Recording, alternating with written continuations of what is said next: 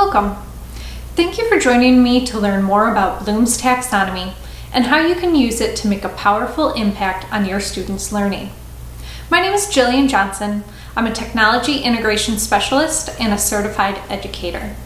In this video, my goal is to introduce you to the Bloom's taxonomy hierarchy of cognition and how you can use it to improve your curriculum.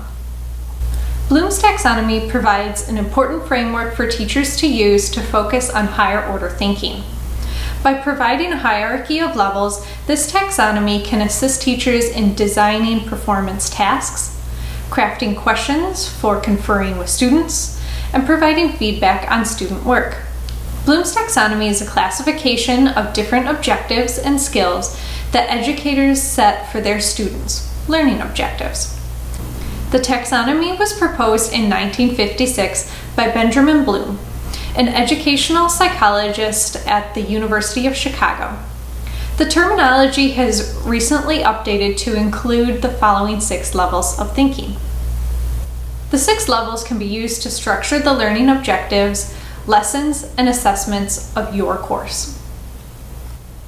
The first level of Bloom's, and therefore the lowest level of cognition, is remembering, where students will retrieve, recognize, and recall relevant knowledge from memory. The second level is understanding, which requires students to construct meaning from oral, written, and graphic messages through interpreting, exemplifying, classifying, summarizing, inferring, comparing, and explaining. In applying, students solve problems in new situations by applying acquired knowledge, facts, techniques, and rules in different or unique ways. The fourth level is analyzing, breaking material into parts, determining how the parts relate to one another and to an overall structure or purpose through differentiating, organizing, and attributing. Next is evaluating, where students make judgments based on criteria and standards through checking and critiquing. And the highest level of thinking in Bloom's taxonomy is creating.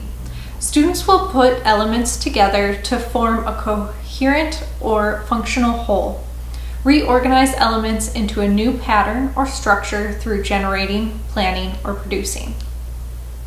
Like other taxonomies, Bloom's is a hierarchy, meaning learning at the higher levels is dependent on having acquired prerequisite knowledge and skills at lower levels.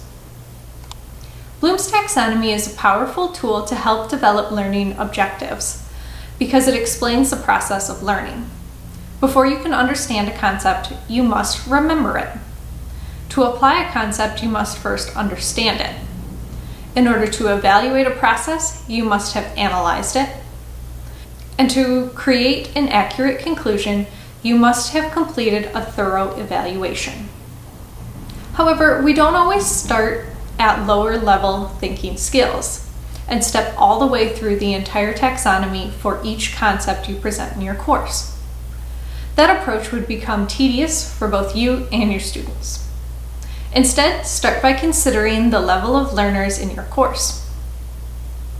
Are lots of your students freshmen? Is this an introduction to course?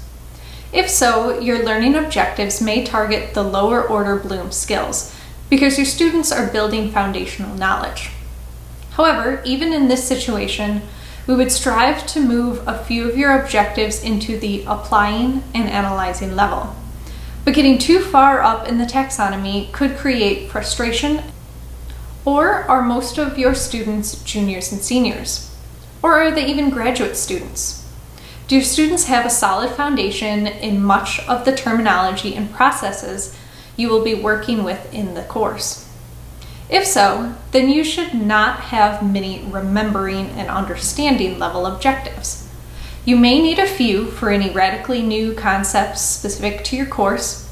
However, these advanced students should be able to master higher order learning objectives. Too many lower level objectives might cause boredom or apathy. Fortunately, there are action verbs that align to each level in Bloom's taxonomy.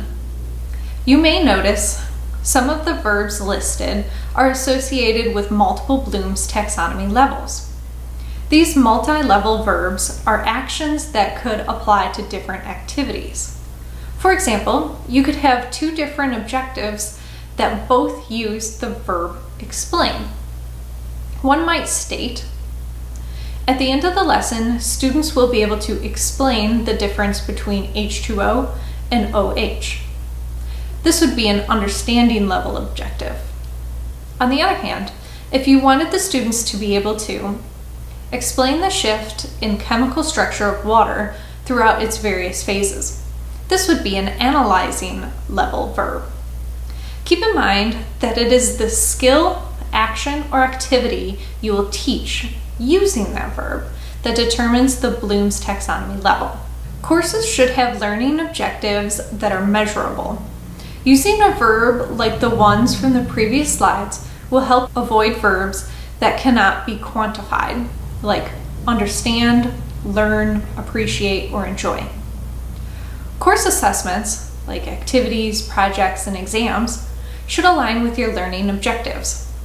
For example, if your learning objective has an application level verb, such as present, then you cannot demonstrate that your students have mastered that learning objective by simply having a multiple choice quiz. The following slides show some examples of verbs that can be used in each level of Bloom's for learning objectives. In the remembering level, students will be asked to list, define, or identify. An example of a learning objective in this level would be students will be able to recite Newton's 3 laws of motion. In the understanding level, students might be asked to summarize or give original examples. For example, students will be able to describe Newton's 3 laws of motion in his or her own words. You will start to notice that as we continue, the learning objectives are becoming more complex. In applying, students will be asked to predict, use, or demonstrate. An example would be students will be able to calculate the kinetic energy of a projectile. Analyzing objectives require students to classify, criticize, or simplify. For example, students will be able to differentiate between potential and kinetic energy. Evaluating calls for students to judge, compare, and argue. Students will be able to determine whether using conservation of energy or conservation of momentum would be more appropriate for solving a dynamics problem. The highest order thinking skills require students to invent, develop, and modify.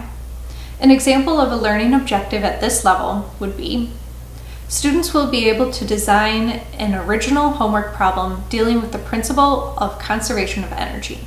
So using your knowledge of Bloom's taxonomy, how can you write effective learning objectives? Well, there are 4 steps. 1. Make sure there is a measurable verb in each objective. 2. Each objective needs 1 verb. Either a student can master the objective or they fail to master it. If an objective has 2 verbs, say define and apply, what happens if a student can define but not apply? Are they demonstrating mastery? Number 3, ensure that the verbs in the course level objective are at least at the highest Bloom's taxonomy level as the highest lesson level objective. This is because we can't verify that students can evaluate if our lessons only taught them and assessed them to define. Number 4, strive to keep all of your learning objectives measurable, clear, and concise. When you are writing your learning objectives, it can be helpful to list the level of Bloom's taxonomy in parentheses next to the verb you choose. This trick will help you quickly see what level verbs you have. It will also let you check that the course level objective is at least as high of a Bloom's level as any of the lesson level objectives underneath it. After you choose the appropriate cognitive level for your learning objectives, you can design an assessment to measure how well those objectives have been met. Assessments should provide us, the instructors, and the students with evidence of how well the students have learned what we want them to learn. When objectives and assessments are misaligned, many students will focus their efforts on activities that will lead to good grades and assessments, rather than focusing their efforts on deeper learning. Backwards design is a very beneficial model for designing learning activities based on learning objectives. You start by identifying the learning goals, then determine acceptable levels of evidence that support that the learning goals have occurred. Then you design learning activities that will make desired learning goals happen. There are many different types of activities that can be used to assess students' proficiency on a given learning objective. And the same activity can be used to assess different objectives. To ensure more accurate assessment of student proficiencies, it is recommended that you use different kinds of activities so that students have multiple ways to practice and demonstrate their knowledge and skills. What we want our students to learn and be able to do should guide the choice and design of the assessment. I hope you found value in this video and that you use what you've learned to create effective learning objectives for your courses. For additional information and support, please contact me or visit the Instructional Technology website. Thank you.